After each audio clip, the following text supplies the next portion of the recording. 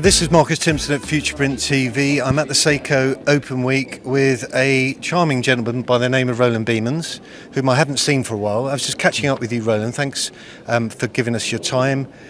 Tell us a bit about your sort of background, I guess, in the first instance, how you got involved with inkjet and why you're here at the Seiko Open Week. Well, glad to see you. Indeed, it has been a while, and we have good weather as well. So we're here because we have been partnering with Seiko in the past to do development specifically for industrialized printing, and it came about because Biemans as an entity is helping manufacturers and print shops in finding the right technology, the right people, and the right, let's say, integrations. And Seiko has been really instrumental in some of the successes that we did for our customers, because they've been providing print heads that were excellent for the purpose we needed it for. Right. So we always try to support Seiko. That's why we're also here, also for the food, of course. But if I look at the industry at large, you have a couple of printhead manufacturers, you have a couple of ink or fluid manufacturers that are compatible or not, depending on the type of application. And that's why we're always looking at it from a application-driven perspective. Yep. It has to work, but you also have to have a partner that allows you to trial, but also support. And Seiko to us has been very supportive of that. So Biemans is a happy bunch of people with the help of Seiko. So it's a mixture, I suppose, of the technology being obviously a critical component, but the culture, the collaborative kind of approach. Would that be fair to say? Yeah, very much.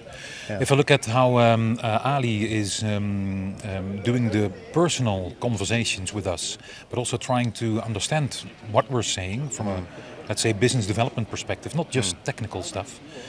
And then with Yamashita-san, with the full technical support in that, it has proven really nice, very personal, very direct. And sometimes you get to issues where you would think this is almost impossible to solve, but then by trialing, by sampling, by doing a little bit of extra work, it just works out. And even if it doesn't work out, then there's this honesty between us where we can say we've tried, but we failed, and it's not an issue. It's not a problem. It's not a judgment. Yeah. No, it's not a judgment, but it's just a matter of fact where you would say it just doesn't work, and that's honest enough also. And I think this is something that our industry also really needs. That it's not just. I want to say the word BS, but I'm not. There, I said it. Yeah. But sometimes there's too much marketing spin or too much focus on we have to deliver, even if it's not the right solution.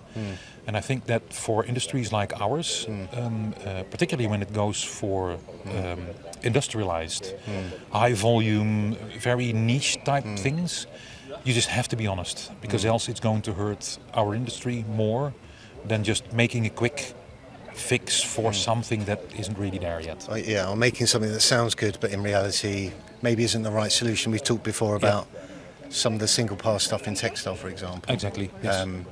Great stuff, very clever, but is it solving the right problem? So exactly. Yeah, that's very sensible.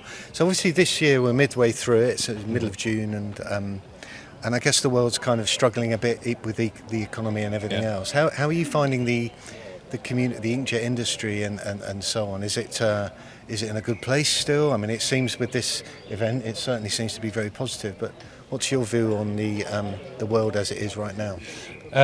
I see there's a big difference between, let's say, the commoditized world and the niche specialty world. And I think that an event like this shows that the niche world, where people are really trying to make something new or different or go into depth with the possibilities of the technology, that certainly works. It doesn't mean that it is a big success. It always needs a little bit of, let's say, runtime before you get off with it. Commoditized stuff there's so many machines that sort of sit in the same playing field, where people would say, I could get brand X or brand Y, and it doesn't really matter that much anymore. Inkjet has come far. So if you look at textile, for instance, which was my background for a long period, then you see that a lot of the textile things just work. So the next big thing there is the pigment printing, but this is already the third wave, let's say, of pigment print.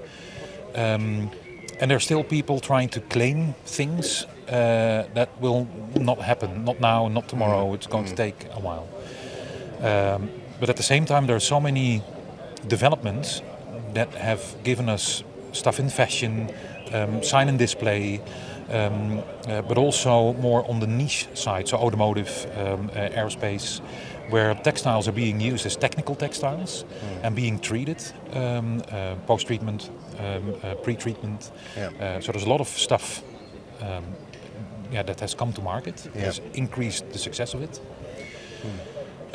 If I then look at all the other stuff, so non-textile, ceramics, glass, but also for interior decoration, inkjet has always been trying to get in, and now it seems that it get more of a foothold. So I think that the industry and inkjet is a good marriage, let's say. At the same time, you see the differences we have a war going on, there's China, there is all sorts of, let's say, obstacles that are... shock waves almost. Beyond our control. And that's something as an industry we have to cope with. Yeah, absolutely. So really to summarise then, if you're innovative and flexible, the opportunity is still there. Yeah. But if you're commoditised, you're going to be under pressure, so that makes a lot of sense. Listen, thanks for joining us. I'll let you get off and have some lunch now, and really appreciate you joining us. Great to see you, and that's it. Marcus Timson at Futureprint TV with Roland Biemans. Thank you.